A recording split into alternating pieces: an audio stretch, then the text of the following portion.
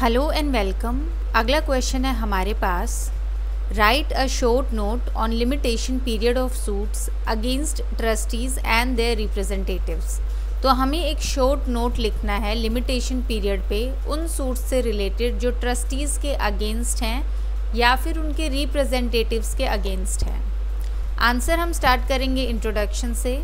Introduction में आ गया हमारे पास सेक्शन 10 प्रोवाइड करता है कोई भी सूट किसी भी पर्सन के अगेंस्ट जिसमें प्रॉपर्टी जो है वेस्ट की गई है ट्रस्ट में किसी स्पेसिफिक पर्पस के लिए, या कोई भी सूट उसके लीगल रिप्रेजेंटेटिव्स या फिर असाइनीज़ के against not being assignees for valuable consideration, और इसमें वो असाइनीज़ इंक्लूड नहीं होंगे जो कंसिडरेशन से जो है हायर किए गए हैं, या फिर सूट जिनके पर्पस के लिए उनके office following in his hand और देयर हैंड, या फिर सूट उस पर्पस के लिए कि उसके जो हियर्स या किसी और के हाथ में जाती है।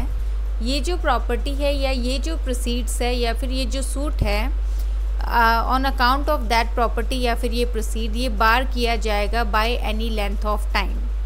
तो इसमें जो है बेसिकली अगर आप एग्जैक्ट लैंग्वेज पे ना जाएं और आपको जो है जिस्ट समझना है, तो इसमें बोला गया है कोई भी जो सूट है ट्रस्टीज़ या उनके रिप्रेजेंटेटिव्स या असाइनीज़ के अगेंस्ट वो किसी भी लेंथ ऑफ टाइम से बार्ड नहीं है। तो बेसिकली जो आपका ट्रस्टीज़ की जो सूट्स होती हैं उन पे आपका जो लिमिटेशन एक्ट है वो अप्लाई नहीं होता है, या फिर स्पेसिफिकली बोला गया है इन पे जो है कोई बार नहीं होगा टाइम का।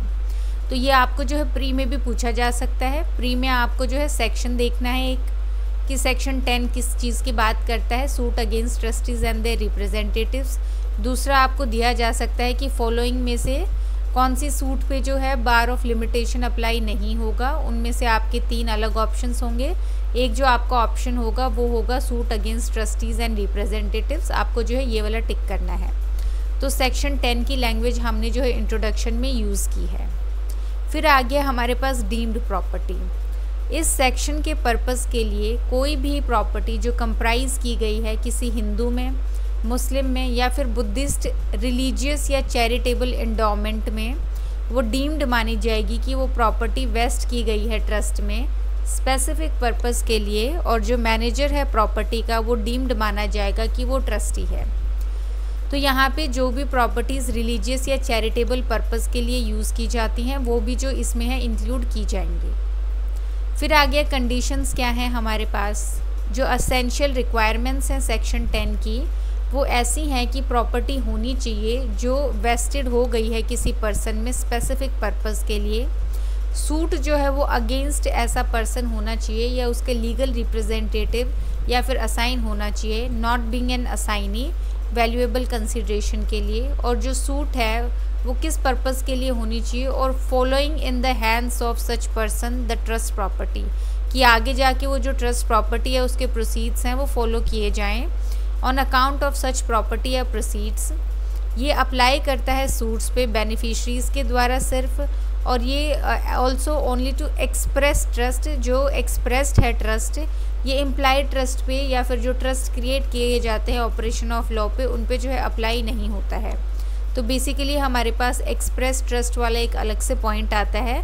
तो यहाँ पे भी आपको एमसीक्यू क्वेश्चन या आपको जो है इंटरव्यू बेस्ड क्वेश्चन पूछा जा सकता है कि जो सेक्शन 10 है हमारे पास वो कौन से ट्रस्ट पे यूज़ होता है, एक्सप्रेस पे होता है, इम्प्लाइड पे होता है, या फिर जो क्रिएट किए जाते हैं लॉ के द्वारा। तो यहाँ पे ये सिर्फ एक्सप्रेस्ड जो ट्रस्ट है उस पर अप्लाई होता है। नेक्स्ट आ गया एक्सेप्शंस हमारे पास। ये जो सूट है ये फॉल नहीं करते हैं सेक्शन 10 के अंदर। पहला आ गया जो सूट है ट्रस्टी को बनाने के लिए लाइबल, किस चीज़ के लिए, और but for his wilful default या negligence he might have received. तो जो भी सूट है जिसमें ट्रस्टी को लाइबल किया गया है, जो उसने रिसीव किया है, वो इसके अंदर नहीं आएंगे। इसकी भी एक्सेप्शन क्या है, अगर उसका विलफुल डिफ़ॉल्ट है या नेग्लिजेंस है तो जो है वो आ सकते हैं। फिर आ गया सूट जो है इन्फोर्समेंट के लिए, प्लेंटिफ का पर्सनल राइट मैनेज करने के लिए ट्रस्ट प्रॉपर्टी, इस पे भी सेक्शन 10 अप्लाई नहीं होगा। थर्ड आ गया इनवैलिड ट्रस्ट के केस में सूट जो है रिकवर करने के लिए प्रॉपर्टी ट्रस्टीज से इन्फोर्समेंट में एक रिजल्टिंग ट्रस्ट के। तो जहाँ पे एक इनवैलिड ट्रस्ट होता है वहाँ पे अगर सूट फाइल कर दी गई है रिकवर करने के लिए प्रॉपर्टी ट्रस्टीज से, इन्फोर्स करने के लिए जो रिजल्टिंग ट्रस्ट है, यहाँ पे भी जो है ये अप्लाई नहीं होगा। फिर आ गया हमारे पास कंक्लूजन। इसमें आ गया हमारे पास एज़ पर सेक्शन 10, अगर कोई भी पर्सन होल्ड कर रहा है प्रॉपर्टी ट्रस्ट की स्पेसिफिक पर्पस के लिए जैसे कि ट्रस्टी, देन कोई भी डेडलाइन नहीं है कि पर्सन उसको सू कर सकता है रिकवर करने के लिए उस प्रॉपर्टी को या उसके प्रोसीड्स को। ये मैटर नहीं करता कितना टाइम जो है वो पास हो चुका है। एक पर्सन जो है हमेशा लीगल एक्शन ले सकता है अपनी प्रॉपर्टी को वापस लेने के लिए या होल्ड करने के लिए ट्रस्टी को अकाउंटेबल कैसे उसने उस प्रॉपर्टी को यूज़ किया है। जो यूजुअल टाइम लिमिट्स हैं जो अप्लाई करती हैं most of the legal actions पे, वो यहाँ पे अप्लाई नहीं होंगी। तो कंक्लूजन में अगेन हमने यही बात का जिस्ट बताया है कि ये जो लिमिटेशन पीरियड है या इसका जो बार है हमारे पास, वो जो है सेक्शन 10 पे अप्लाई नहीं होता। कोई भी पर्सन वो जाके ट्रस्टी के अगेंस्ट सूट फाइल कर सकता है और जो प्रॉपर्टी है ट्रस्ट की उसको जो है रिकवर कर सकता है। बाकी जो है इस आंसर में 2-3 बातें ध्यान रखने वाली हैं। पहला ये कि हमने 10 मार्कर के हिसाब से किया है।